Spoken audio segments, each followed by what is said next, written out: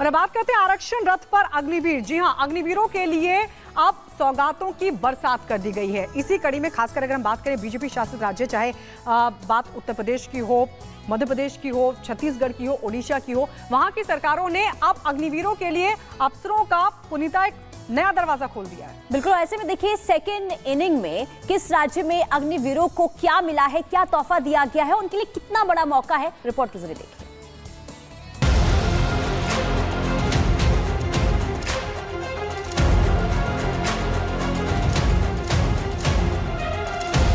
उत्तर प्रदेश, मध्य प्रदेश और छत्तीसगढ़ सरकारों ने अग्निवीरों के लिए बड़ी घोषणा की। इन प्रदेश सरकारों ने अग्निवीरों को आरक्षण देने का ऐलान किया। यूपी के मुख्यमंत्री योगी आदित्यनाथ ने अग्निवीर जवानों को यूपी पुलिस और पीएससी में आरक्षण देने का फैसला लिया है। सीएम योगी ने कहा कि 4 साल की सेवा के बाद अग्निवीरों को पुलिस सेवा में पीएससी में प्राथमिकता के आधार पर समायोजन की सुविधा मिलेगी। अग्निवीर में जहां युवा भर्ती हो रहे हैं, एक ट्रेंड युवा, और जब ये अपनी सेवा के बाद वापस आएंगे तो हम उत्तर प्रदेश पुलिस सेवा में पीएससी में इन नौजवानों को प्राथमिकता के आधार पर समायोजन की एक सुविधा देंगे, वेटेज देंगे।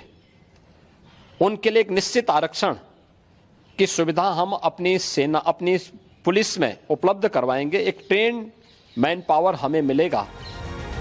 वहीं मध्य प्रदेश के मुख्यमंत्री मोहन यादव ने 25वें करगिल विजय दिवस के मौके पर अग्निवीरों को सौगात देने की घोषणा की। मध्य प्रदेश सरकार ने अग्निवीरों को पुलिस सेवा और सशस्त्र बलों की भर्ती में आरक्षण देने का फैसला लिया।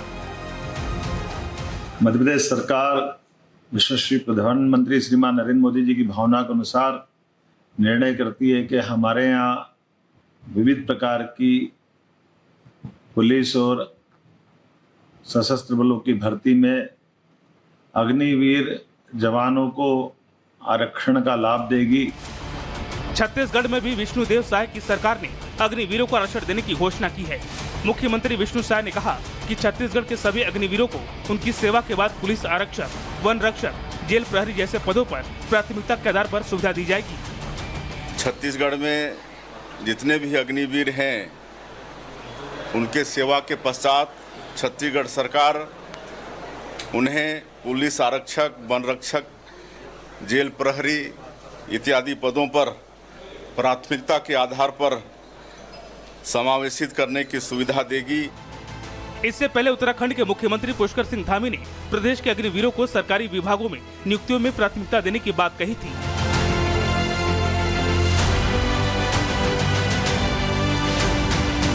केंद्रीय गृह मंत्रालय ने केंद्रीय सशस्त्र बल और असम राइफल्स में पूर्व अग्निवीरों को 10% आरक्षण देने की घोषणा की है।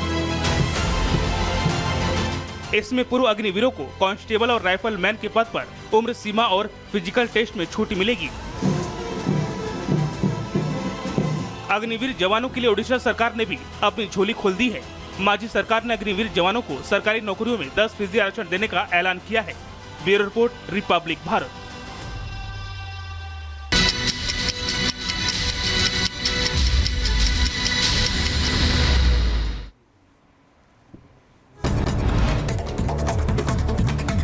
जम्मू कश्मीर के कुपवाड़ा में सुरक्षा बलों और आतंकियों के बीच मुठभेड़, कई आतंकियों के छिपे होने की खबर मिल रही है। इलाके में सेना का सर्च ऑपरेशन लगातार जारी है।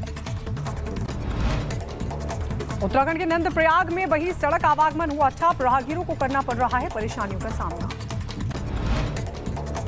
यमुनोत्री धाम में भारी बारिश के बाद तबाही का मंजर, बादल फटने से कई दुकानें बही, घरों में पानी घुसा, लोग परेशान हैं। जिला प्रशासन राहत बचाव में जुटा हुआ है। कर्नाटक के हुबली में भारी बारिश का कहर जारी, कई इलाकों में भरा पानी, सड़कों पर गाड़ियों की धीमी पड़ी रफ्तार।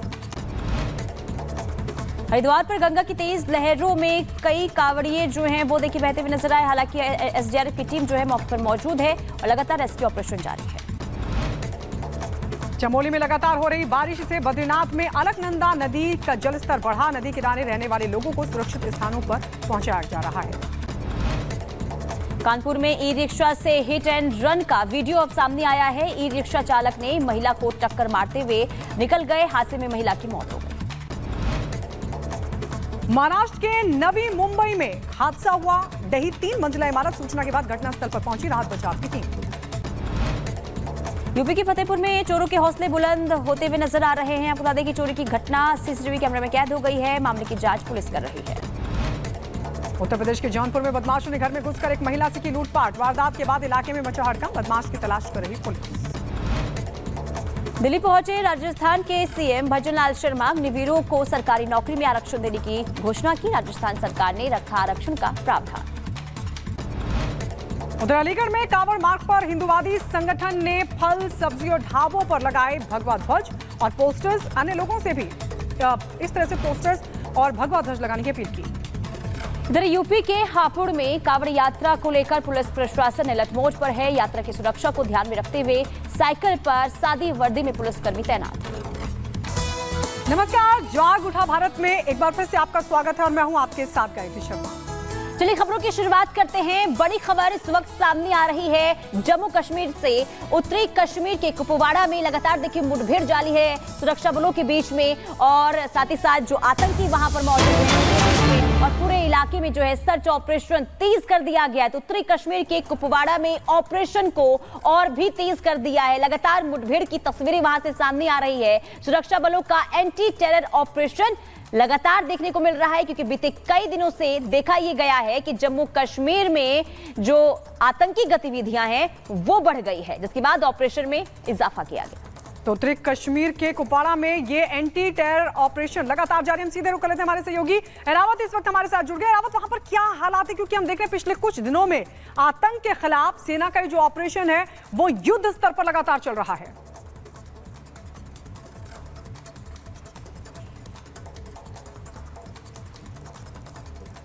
एरावत की तरफ हम रुक करेंगे, लेकिन आपको बता दें दरअसल ये जो पूरा इलाका है वहां पर इस वक्त एंटी टेरर ऑपरेशन चल रहा है। आतंकियों की तलाश में ये सर्च ऑपरेशन चलाया जा रहा है। पिछले कई दिनों से अगर हम देखें तो जहां एक तरफ आतंकियों के नाकाम मंसूबों को नेस्तनाबूद करने के लिए एक योजना तैयार की गई और उसी योजना के तहत ये सर्च ऑपरेशन भी जारी है। एंटी टेरर ऑपरेशन को अंजाम दे रही है सेना।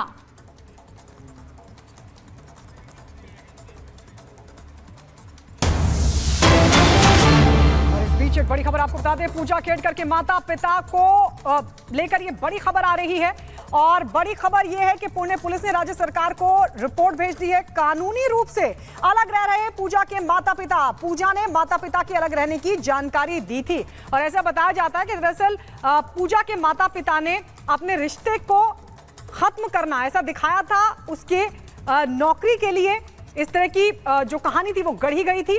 कानूनी रूप से वो अलग जरूर हुए थे लेकिन अलग नहीं थे। इस तरह की जानकारी इस पूरे मामले पर निकलकर सामने आई थी और अब पुणे पुलिस ने राज्य सरकार को इस पूरे मामले पर रिपोर्ट भेज दी है।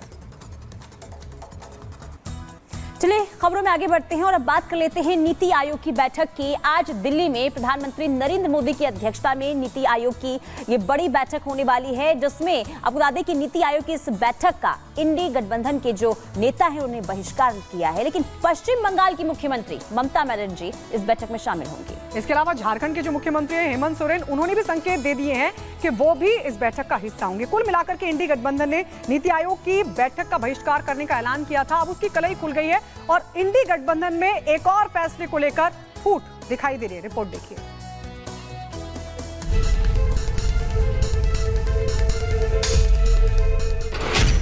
नीति पर खंड खंड हुई इंडी।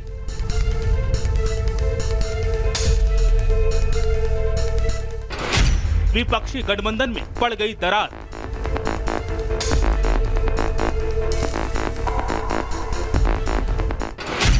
गठबंधन ने बहिष्कार किया।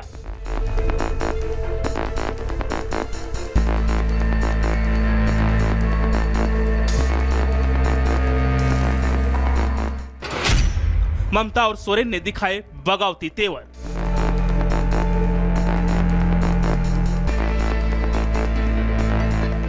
2024 के लोकसभा चुनाव में बीजेपी की विजयी रथ को रोकने में नाकाम रहे इंडी गठबंधन में टूट के लक्षण अब पूरी तरह से दिखने लगे हैं। ये साफ हो गया है कि इंडी गठबंधन भले ही एनडीए के सामने एकजुट होने का लाख दावा करे, लेकिन सच यही है कि इंडी गठबंधन में शामिल सभी नेताओं की अपनी अपनी डफली और अपने अपने राग है और इंडी गठबंधन में टूट की इस खबर पर मुहर लगी है। आज दिल्ली में होने वाली नीति आयोग की बैठक में इंडी अलायंस के बहिष्कार के बीच बैठक में शामिल होने दिल्ली पहुंची ममता बनर्जी और सीएम हेमंत सोरेन के बगावती तेवर से। जी हां, एक तरफ जहां इंडी गठबंधन ने केंद्रीय बजट को राज्यों के खिलाफ करार देते हुए जहां नीति आयोग की बैठक का बहिष्कार कर दिया, तो वहीं पश्चिम बंगाल की सीएम ममता बनर्जी ने इंडी गठबंधन की नीतियों से उलट जाते हुए इस बैठक में शामिल होने का फैसला किया। ममता ने इसके पीछे दलील देते हुए कहा कि वो इस बैठक में अपनी आवाज बुलंद करने आई हैं, लेकिन उन्होंने इंडी गठबंधन से अलग राह क्यों पकड़ी, इस बारे में उन्होंने एक शब्द भी नहीं बोला। टू रेकर्ड आवर ভয়েস আমি জাস্ট যাচ্ছি, কিছুক্ষণ থাকবো, ভয়েস রেকর্ড করতে দিলে রেকর্ড করব, না হলে প্রতিবাদ করব, করে বেরিয়ে আসব। সুতরাং চেষ্টা করব আমার স্টেটের হয়ে কথা বলা, এবং আমি যতদূর জানি হেমন্ত যাচ্ছে ওর স্টেটের হয়ে কথা বলবে। সুতরাং আমরা on behalf of us will speak for everybody.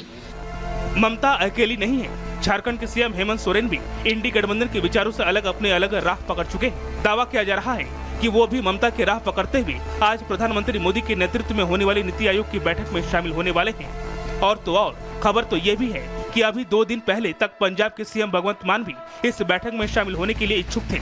उन्होंने अपने भाषण की तैयारी भी कर ली थी। ये भी तय हो चुका था कि वो आज की मीटिंग में क्या मुद्दा उठाएंगे, लेकिन अचानक बैठक में एक रोज पहले ही उन्हें गठबंधन धर्म याद आ गया। हालांकि लोकसभा चुनाव में कांग्रेस से अलग चुनाव लड़ने वाले और हरियाणा में कांग्रेस से अलग चुनाव लड़ने का ऐलान कर चुकी आप सरकार के पास इस बात का कोई जवाब नहीं है कि आखिर कांग्रेस के पिछलग्गू बनने की उनकी राजनीति को सहूलियत का नाम दिया जाए या मौका परस्ती का। वहीं जनता के साथ किए जा रहे छल और इंडी गठबंधन के दोहरे चरित्र पर बीजेपी के नेताओं में कोई हैरानी नहीं है। वो पहले ही साफ कर चुके हैं कि इंडी गठबंधन के नेता सिर्फ अपने स्वार्थ पूर्ति में लगे हैं। उनकी बहिष्कार की राजनीति में जनता पिस रही है। उनका व्यक्तिगत सोच, उनके व्यक्तिगत राजनीति देश की प्राथमिकताओं से ऊपर है। कांग्रेस, इंडी अलायंस के सदस्यों, ये सब बार बार उसकी प्राथमिकताओं को समझे बगैर और बेबुनियाद कारणों से बहिष्कार